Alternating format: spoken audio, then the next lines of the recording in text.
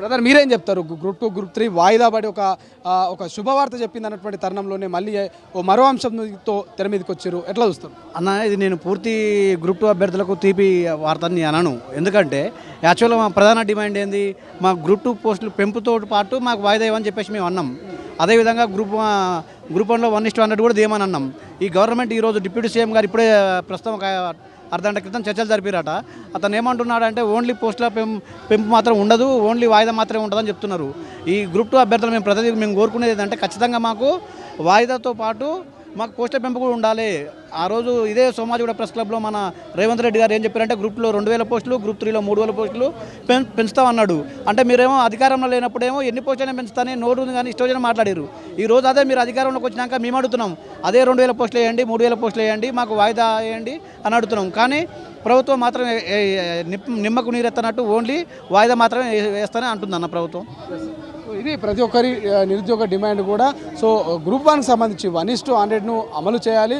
So మీరు ఏదైతే group 2 group 3కి సంబంధించినటువంటి వాయిదా వేస్తారో వాయిదా పట్ల మేము సాటిస్ఫైగా లేము. సో దాంతోపాటు అంటే కేవలం పాక్షికంగా మాత్రమే మీరు నిరుద్యోగులకు శుభవార్త చెప్పారు, పూర్తి స్థాయిలో నిరుద్యోగులకు శుభవార్త చెప్పలేరు. ఎందుకంటే ఇప్పటికే గ్రూప్ 1కి సంబంధించి కూడా 1:100ను ఖచ్చితంగా అమలు పరచాలంటూ మేము మొదటి నుంచి డిమాండ్ చేస్తూ ఉన్నాం. ఇదైతే మొదటి దఫా చర్చ కావచ్చు, రెండో దఫా చర్చల్లో కూడా మా వాయిస్ని వినిపించినాం. దానికి గల రీజన్స్ కూడా మేము మీ ముందు ప్రజెంట్ చేసే ప్రయత్నం చేసినాం. అయినప్పటికీ కూడా రాష్ట్ర ప్రభుత్వం నిమ్మకు నీరెత్తినట్టుగా వ్యవహరిస్తున్నట్టు కూడా వాపుతున్నటువంటి పరిస్థితి. సో ఒకవైపు రౌండ్ టేబుల్ సమావేశం అయితే కొనసాగుతోంది, ఒకరొకరుగా బయటకు వచ్చి మాట్లాడుతున్నటువంటి పరిస్థితి నిరుద్యోగులు. ఎందుకంటే చాలామంది పెద్ద ఎత్తున అయితే నిరుద్యోగులు ఇక్కడికి హాజరైనటువంటి పరిస్థితి, వాళ్ళంతా కూడా తమ వాయిస్ను వినిపిస్తున్నారు. సో నిన్న ఏదైతే బల్మూర్ వెంకట్ కావచ్చు, ఎంపీ చామల కిరణ్ కావచ్చు, వీళ్ళందరూ నిరుద్యోగుల్ని ఇటు ప్రభుత్వానికి సంధి కూర్చున్నటువంటి సంజీవ్ గారు మనతో పాటున్నారు. సంజీవ్ గారు, నిన్ననే మీరు నిరుద్యోగులకు అటు ప్రభుత్వానికి సంధి కుదిర్చారు. ఆ యొక్క చర్చలు కూడా ఫలించినట్టు తెలుస్తూ ఉంది. ఇలా గ్రూప్ 2 గ్రూప్ 3 వాయిదా పడ్డట్టు తెలుస్తుంది. మరొక అంశంతో మళ్ళీ నిరుద్యోగులు తెర మీదకి రావాల్సినటువంటి అవసరం ఏమొచ్చు? గ్రూప్ 2 వాయిదా పడ్డదని టీవీలలో వస్తుంది తప్ప వెబ్ నోట్ రాలేదు. ఇది దయచేసి ఎవరు నమ్మనవసరం లేదు. గ్రూప్ 2కు సంబంధించి వెబ్ నోట్ వస్తేనే నమ్మాలి.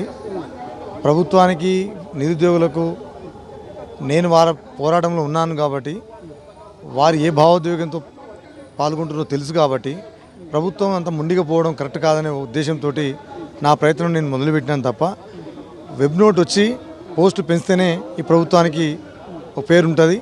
ఇంత నిరుద్యోగులకు నువ్వు చేసినటువంటి ఆశయం మీద ముఖ్యమంత్రి అయినటువంటి ఏదైతే అప్పటి ఆశలు ఉన్నాయో ఆ ఆశయం మీద ముఖ్యమంత్రి అయిన దానికి సార్థకత ఉంటుంది, అంతే తప్ప ఇంకోటి కాదు. కానీ 24 గంటల్లో వెబ్ నోటు రిలీజ్ చేస్తామన్నటువంటి ఒక హామీని కూడా ఎమ్మెల్సీ గారు కావచ్చు, అటు ఎంపీ గారు హామీ ఇచ్చారు కదా, మరి ఇది వాస్తవమయ్యే అవకాశం లేదంటారా? సమస్య ఏంటంటే మేము ముందు రోజు సమాచారం పంపించిన రోజు 48 గంటల్లో దీని మీద ఏదో ఒక ప్రకటనను గవర్నమెంట్ నుంచి ప్రభుత్వం సైడ్ నుంచి వస్తుంది అని చెప్పేసి చెప్పడం జరిగింది. కానీ మళ్ళా తిరిగి ఒకరోజు doctor Chamala Kiran Kumar Reddy MP, Bhuvanagiri MP గారు, బల్మూర్ వెంకట్ గారు మొదటి రోజు కూర్చున్నారు. రెండో రోజు డాక్టర్ మల్లు రవి గారు, ఆలేరు ఎమ్మెల్యే గారు కూర్చున్నారు. ఒకరోజు గ్యాప్ ఇచ్చి నిన్న చామల కిరణ్ గారు, బల్మూర్ వెంకట్ గారు మళ్ళీ కూర్చున్నారు. వాయిదాకు సంబంధించి స్పష్టంగా ప్రభుత్వం నుంచి హామీ దొరికినట్టుగానే మాకు నిన్న చెప్పడం జరిగింది. ఈరోజు బట్టి గారు కూడా మమ్మల్ని పిలిచి కూర్చోబెట్టి మాట్లాడినారు. మా ముందు టీజీపీఎస్సీ చైర్మన్ గారికి ఫోన్ చేసినారు. వారు పరిశీలించండి, దీని మీద మీరు ఖచ్చితంగా డిసెంబర్లో వాయిదా వేయండి అని చెప్పేసి బట్టి గారు కూడా చెప్పినారు. నేనేమంటున్నా అంటే వీళ్ళు వాయిదా వేస్తానికి కేవలం మొత్తం దృష్టిని వాయిదా వేయడం కోసమే మళ్ళీ ఇస్తున్నారా? మేము అడుగుతున్న పోస్టులు పెంచాలనే డిమాండ్ కూడా ఆలోచిస్తురా? ఈ ప్రభుత్వం మీద మాకు కొంచెం ఈ రకమైనటువంటి ఆలోచన ఉన్నది కాబట్టి నిరుద్యోగులకు ఆగం చేయొద్దని సందర్భంగా వారిని విజ్ఞప్తి చేస్తా ఉన్నాం.